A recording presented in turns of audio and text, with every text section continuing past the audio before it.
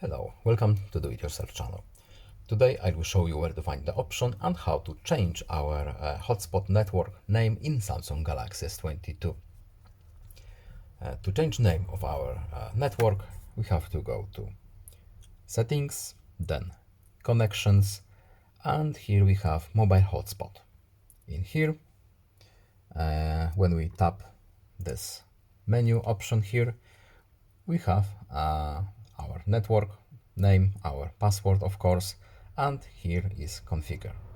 We can of course change our password too if we want to, and here is our network's name. We can change it to something that we want, so it's easier to remember for us, or just something more unique. Don't forget to save. And that's basically it. I hope this video is helpful to you. Please leave a like and subscribe. Have a nice day and see you in the next video. Goodbye.